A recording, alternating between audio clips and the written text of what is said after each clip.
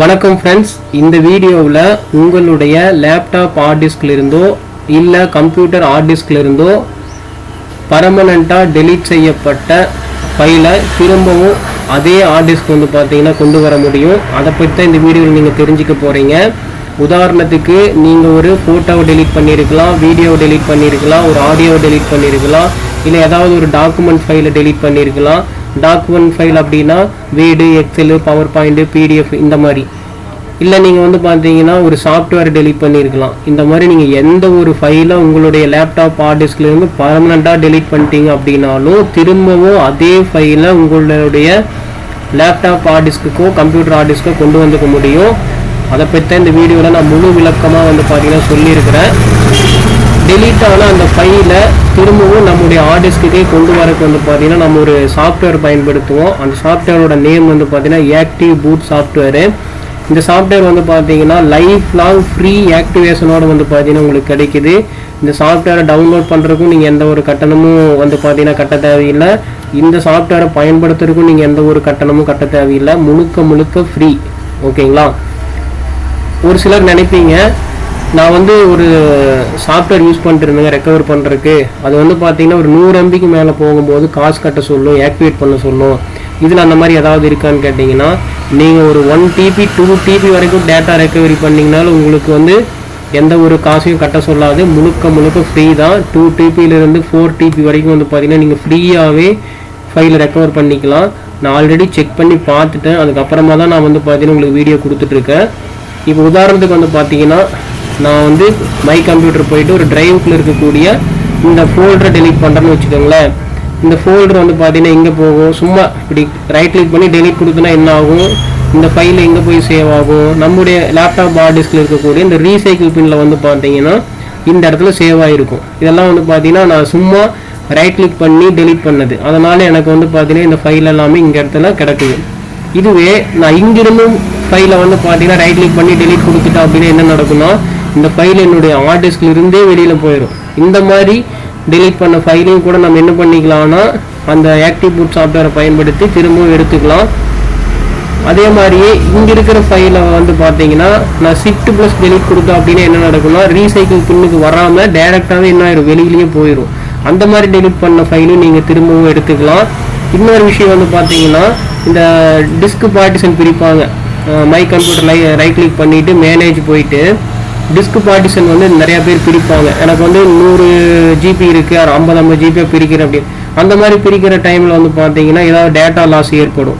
தெரியாமல் பார்த்தீங்கன்னா என்ன பண்ணிடுவாங்கன்னா அந்த பார்ட்டிஷனையே பார்த்தீங்கன்னா டெலீட் பண்ணி விட்ருவாங்க. அப்படி டெலீட் பண்ணுறப்போ என்ன நடக்கும்னா அதில் இருக்கக்கூடிய ஃபைல் எல்லாமே ஃபார்மேட் ஆகிட்டு புது ட்ரைவாக அவங்களுக்கு க்ரியேட் ஆகும். அந்த மாதிரி ஃபைல் லாஸ் ஆனாலும் நீங்கள் என்ன பண்ணிக்கலாம், ரெக்கவரி போட்டு நீங்கள் எடுத்துக்கலாம் அந்த ஆக்டிவ் பூட்டை யூஸ் பண்ணி. இன்னொன்று பார்த்தீங்கன்னா ஓஎஸ் இன்ஸ்டால் பண்ணுவாங்க. ஓஎஸ் இன்ஸ்டால் லிஸ்ட் டிஸ்க் அப்படின்னு சொல்லிட்டு ஒரு விஷயத்தை யூஸ் பண்ணுவாங்க. அதாவது ரென் கமாண்டில் போயிட்டு பண்ணி காமிக்கிறேன் பாருங்க. இந்த இடத்துல சிஎம்டின்னு டைப் பண்ணிக்குவாங்க. இந்த சிஎம்டி ஃபோல்டரில் போயிட்டு டிஸ்க் பார்ட் அப்படிங்கிற அந்த விஷயத்தை யூஸ் பண்ணுவாங்க. டிஸ்க் பார்ட்டு கொடுத்துட்டு ஓப்பன் பண்ணுவாங்க. அந்த மாதிரி யூஸ் பண்ணுறப்ப என்ன நடக்கும்னா அவங்க தெரியாமல் நம்மளுடைய ஹார்ட் டிஸ்கை செலக்ட் பண்ணி டெலீட் பண்ணிடுவாங்க. அப்படி டெலீட் பண்ணாலும் நீங்கள் என்ன பண்ணிக்கலாம்னா உங்களுடைய ஃபைலில் இந்த ஆக்டிவ் பூட் சாஃப்ட்வேரை வச்சு நீங்கள் எல்லா ஃபைலையும் எடுத்துக்கலாம். இன்னொன்று விஷயம் பார்த்தீங்கன்னா ஓஎஸ் இன்ஸ்டால் பண்ணுவாங்க. ஓஎஸ் இன்ஸ்டால் பண்ணுறப்ப எல்லா ட்ரைவையும் பார்த்தீங்கன்னா என்ன பண்ணுவாங்கன்னா டெலீட் கொடுத்து புதுசாக ஓஎஸை க்ரியேட் பண்ணி விட்ருவாங்க. அப்படி பண்ணாலும் டேட்டா லாஸ் ஏற்படும். அந்த மாதிரி டைமில் நீங்கள் ஆக்டிவ் பூட் சாஃப்ட்வேரை பயன்படுத்தி எல்லா ஃபைலையும் நீங்கள் எடுத்துக்கலாம். அதுக்கப்புறம் பார்த்தீங்கன்னா ஓஎஸ் புதுசாக இன்ஸ்டால் பண்ணுறவங்க என்ன பண்ணுவாங்கன்னா சி டிரைவை மட்டும் டெலீட் பண்ணுறதை விட்டுட்டு எல்லா டிரைவும் டெலீட் பண்ணிடுவாங்க. அப்படி பண்ணுறது மூலமாகவும் டேட்டா லாஸ் ஏற்படும். நீங்கள் ஆக்டிவ் பூட் சாஃப்ட்வேரை பயன்படுத்தி அந்த டேட்டா லாஸை பார்த்தீங்கன்னா நீங்கள் சரி பண்ணிக்கலாம். இந்த மாதிரி எந்த மாதிரி நீங்கள் டெலீட் பண்ணியிருந்தாலும் நீங்கள் என்ன பண்ணிக்கலாம்னா இந்த ஆக்டிவ் பூட் சாஃப்ட்வேரை பயன்படுத்தி உங்களோட ஃபைலை நீங்கள் ரெக்கவர் பண்ணிக்கலாம் எளிதாக, ஃப்ரீயாக. இது பார்த்தீங்கன்னா நான் போன வருஷம் ஒரு ஃபைலை டெலீட் பண்ணங்க, எடுக்க முடியுமான்னு கேட்டிங்கன்னா நீங்கள் போன வருஷம் மட்டும் இல்லைங்க, இந்த ஹார்ட் டிஸ்கில் வாங்கினதுலேருந்து இப்போ வரைக்கும் நீங்கள் என்னென்ன ஃபைலை டெலீட் பண்ணீங்க அப்படிங்கிற முதற்கொண்டு நீங்கள் என்ன பண்ணிக்கலாம், ரெக்கவரி பண்ணிக்கலாம். அதனால தான் நான் இந்த சாஃப்ட்வேரை பற்றி ரொம்ப பொறுமையாக சொல்லி கொடுத்துட்ருக்கேன். ஓகேங்களா, அவ்வளோ அருமையான சாஃப்ட்வேரு. நான் வந்து பார்த்தீங்கன்னா என்னுடைய கடைக்கு வரக்கூடிய கஸ்டமருக்கு இந்த ஆக்டிவ் பூட் சாஃப்ட்வேரை பயன்படுத்தி தான் டேட்டா ரெக்கவரி பண்ணி கொடுத்துட்ருக்கேன். எனக்கு ரொம்ப ரொம்ப பிடிச்ச சாஃப்ட்வேரு. நிச்சயமாக நீங்கள் இந்த சாஃப்ட்வேர் யூஸ் பண்ணுங்கள். அதுக்கப்புறம் நீங்கள் எந்த ஒரு சாஃப்ட்வேரையும் நீங்கள் யூஸ் பண்ண மாட்டீங்க. அப்படி ஒரு தேவையும் நமக்கு ஏற்படாது. ஏன்னா இதுலேயே எல்லா விஷயங்களும் நமக்கு கிடைச்சிருது. ஸோ அதனால் நம்ம என்ன பண்ண மாட்டோம்னா வேறு ரெக்கவரி சாஃப்ட்வேர் யூஸ் பண்ண மாட்டோம். வேறு ரெக்கவரி சாஃப்ட்வேர் வந்து பார்த்தீங்கன்னா யூஸ் பண்ணிங்கன்னா உங்களுக்கு 500 MB இல்லை 200 MBக்கு மேலே ரெக்கவர் பண்ணுறப்ப காசு கட்ட சொல்லுவாங்க. ஒரு சில சாஃப்ட்வேர் வந்து பார்த்தீங்கன்னா டவுன்லோட் பண்ணும் போதே காசு கட்ட சொல்லுவாங்க. ஒரு சில சாஃப்ட்வேர் வந்து டவுன்லோட் பண்ணி அது இன்ஸ்டால் பண்ணுறப்ப காசு கட்டுங்க, அப்போ தான் வந்து பார்த்தீங்கன்னா உங்களுக்கு ப்ரிவியூ ஆகும் சாஃப்ட்வேரு, அதுக்கப்புறம் தான் நீங்கள் ரெக்கவரி பண்ண முடியும்னு சொல்லுவாங்க. இன்னொரு சாஃப்ட்வேர்லாம் வந்து பார்த்தீங்கன்னா ரெக்கவர் எடுத்து வச்சிடும், டெலிட் ஆன ஃபைலை நமக்கு காமிச்சிடும். அதை போய் ரைட் கிளிக் பண்ணி ரெக்கவர்னு கொடுக்குறப்ப என்ன பண்ணணும்னா பணம் கட்டுங்க, அப்போ தான் ரெக்கவரி பண்ணி தரும் அப்படின்னு சொல்லுவோம். ஆனால் இந்த சாஃப்ட்வேரில் அந்த மாதிரி எந்த ஒரு பிரச்சனையுமே இருக்காது. நீங்கள் எவ்வளோ ஃபைலை டெலீட் பண்ணியிருந்தாலும் நீங்கள் வந்து பார்த்தீங்கன்னா லேப்டாப் ஹார்ட் டிஸ்க் நான் வந்து 2000 வாங்கினேன், 2025 வரைக்கும் நான் யூஸ் பண்ணிட்டுருக்கிறேன், நான் வந்து எனக்கு நல்லா தெரிஞ்சு ஒரு 2010 ஒரு ஃபைலை வந்து டெலீட் பண்ணேன், அந்த ஃபைலை எனக்கு வேணும் அப்படின்னு நினச்சிங்கன்னா கூட என்ன பண்ணிக்கலாம், நீங்கள் ரெக்கவரி பண்ணி எடுத்துக்கலாம். ஓகேங்களா, நீங்கள் வந்து இந்த சாஃப்ட்வேரை பயன்படுத்தி ஒரு 5 TB 10 TB வரைக்கும் ரெக்கவரி பண்ணலாம். ஓகேங்களா, புரிஞ்சுதுங்களா? சரி, இப்போ இந்த சாஃப்ட்வேரை எப்படி டவுன்லோட் பண்ணுறது அப்படிங்கிறது வந்து பார்த்தீங்கன்னா உங்களுக்கு சொல்லித்தரேன். அது போக வந்து பார்த்தீங்கன்னா இந்த சாஃப்ட்வேர் உங்களுக்கு தேவைப்பட்டுச்சு அப்படின்னா நீங்கள் என்ன பண்ணுறீங்கன்னா என்னுடைய வாட்ஸ்அப் நம்பரை டிஸ்கிரிப்ஷனில் கொடுத்துருக்குறேன். அந்த நம்பருக்கு need active boot software link அப்படின்னு கேளுங்க. நான் கண்டிப்பாக லிங்க் சென்ட் பண்ணுறேன். சரிங்களா, ஏன்னா இது பப்ளிக்காக இந்த லிங்க்கை நான் கொடுக்கறதுக்கு விரும்பலை. ஸோ அதனால் இந்த விஷயத்தை தேவைப்படுது நான் பயன்படுத்தணும்னு நினைக்கிறீங்க, என்னுடைய வாட்ஸ்அப் நம்பருக்கு வந்து பார்த்தீங்கன்னா ஒரு மெசேஜோ காலோ பண்ணுங்கள். கண்டிப்பாக இந்த லிங்க் சென்ட் பண்ணுறேன். அந்த லிங்க்குள்ளே போயிட்டு ஜஸ்ட் டவுன்லோட் கொடுத்தீங்கன்னா போதும், இந்த சாஃப்ட்வேர் டவுன்லோட் ஆயிரும். இந்த சாஃப்ட்வேரை டவுன்லோட் பண்ணதுக்கப்புறமா நீங்கள் என்ன பண்ணணும்னா இந்த மாதிரி ஒரு 4 GB பென்ட்ரைவ் வாங்கி வச்சுக்கோங்க. 4 GB பென்ட்ரைவில் இந்த சாஃப்ட்வேரை நீங்கள் பூட் பண்ணணும். பூட் பண்ணி தான் வந்து பார்த்தீங்கன்னா இந்த சாஃப்ட்வேர் நம்ம பயன்படுத்துகிற மாதிரி இருக்கும். இப்போ வந்து பார்த்தீங்கன்னா எப்படி பூட் பண்ணுறது, எப்படி இன்ஸ்டால் பண்ணுறதுன்னு உங்களுக்கு சொல்லித்தரேன். நான் வந்து பார்த்தீங்கன்னா ஆல்ரெடி இந்த சாஃப்ட்வேரை நான் டவுன்லோட் பண்ணி வச்சுக்கிட்டேன். இருங்க காமிக்கிறேன் பாருங்க உங்களுக்கு. இதுதான் வந்து பார்த்தீங்கன்னா நான் டவுன்லோட் பண்ண ஆக்டிவ் பூட் சாஃப்ட்வேரு. இந்த சாஃப்ட்வேர் நீங்கள் என்ன பண்ணுறீங்கன்னா எக்ஸ்ட்ராக்ட் பண்ண உங்களுடைய சிஸ்டத்தில் ரைட் கிளிக் பண்ணி எக்ஸ்ட்ராக்ட் டு getintoPC.com அப்படிங்கிற இந்த ஆப்ஷனை கிளிக் பண்ணி ஃபஸ்ட்டு உங்களுடைய லேப்டாப்லேயோ கம்ப்யூட்டர்லையோ இந்த சாஃப்ட்வேர் என்ன பண்ணுறீங்கன்னா எக்ஸ்ட்ராக்ட் பண்ணுங்கள். எக்ஸ்ட்ராக்ட் பண்ணதுக்கப்புறமா இந்த சாஃப்ட்வேர் வந்து பார்த்தீங்கன்னா உங்களுக்கு இந்த மாதிரி ஓப்பன் ஆகும். ஓகேங்களா, ஃபோல்டராக ஓப்பன் ஆகும். அதுக்கப்புறம் என்ன பண்ணுறீங்கன்னா இந்த ஃபோல்டருக்குள்ளே போங்க. ஃபோல்டருக்குள்ளே போனீங்கன்னா இந்த மாதிரி காமிக்கும். இதை ரைட் கிளிக் பண்ணி இல்லைன்னா டபுள் கிளிக் பண்ணுங்கள். சாஃப்ட்வேர் வந்து பார்த்தீங்கன்னா உங்களுக்கு ஓப்பன் ஆகும். வெயிட் பண்ணுங்கள். நான் ஆல்ரெடி இன்ஸ்டால் பண்ணிட்டேன், அதாவது பூட் பண்ணிட்டேன். இருந்தாலும் வந்து பார்த்தீங்கன்னா உங்களுக்கு திரும்பவும் செஞ்சு காமிக்கிறேன். எஸ்ஆர்னோ கேட்கும், எஸ் கொடுத்துக்குங்க. அடுத்து நெக்ஸ்ட்டு கேட்கும், நெக்ஸ்ட்டு கொடுங்க. அடுத்தது ஐ அக்செப்ட் த அக்ரிமெண்ட் கொடுத்துக்குங்க. அடுத்தது நெக்ஸ்ட்டு கொடுங்க. அடுத்ததும் நெக்ஸ்ட்டு கொடுங்க. இப்போ வந்து பார்த்தீங்கன்னா இந்த சாஃப்ட்வேர் வந்து நம்முடைய லேப்டாப்ல இன்ஸ்டால் ஆகிட்டு இருக்கு. ஓகேங்களா, முதல்ல இன்ஸ்டால் ஆகிடுச்சு. இன்ஸ்டால் ஆகி முடிச்சதுக்கப்புறமா ஃபினிஷ் கொடுங்க. ஃபினிஷ் கொடுத்தீங்கன்னா உங்களுக்கு லோடிங் ஆகிட்டு இந்த மாதிரி ஒரு விண்டோ ஓப்பன் ஆகும். இதில் வந்து பார்த்தீங்கன்னா நம்முடைய பென்ட்ரைவ் தான் நம்ம செலக்ட் பண்ணணும். ஸோ அதனால் பென்ட்ரைவ் செலக்ட் பண்ணுறதுக்கு ஃப்ளாஷ் டிரைவ் அப்படிங்கிற இந்த ஆப்ஷனை செலக்ட் பண்ணுங்கள். இதில் நம்முடைய பென்ட்ரைவ் நேம் செலக்ட் பண்ணிக்கங்க.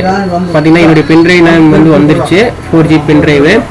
அதுக்கு முன்னாடி நீங்கள் என்ன பண்ணணும் அப்படின்னா இந்த ரிஜிஸ்ட்ரேஷன் பண்ணணும். சரிங்களா, ரிஜிஸ்ட்ரேஷன் பண்ணிங்கன்னா தான் உங்களுக்கு வந்து பார்த்தீங்கன்னா ஃபுல்லாக யூஸ் பண்ண முடியும். ரிஜிஸ்ட்ரேஷன் பண்ணுறதுக்கு காசெல்லாம் கட்ட வேணாம். கீ வந்து ஆல்ரெடி கொடுத்துருக்குறாங்க. இந்த சாஃப்ட்வேர் நீங்கள் டவுன்லோட் பண்ணும் போதே கீயோட வந்துடும்.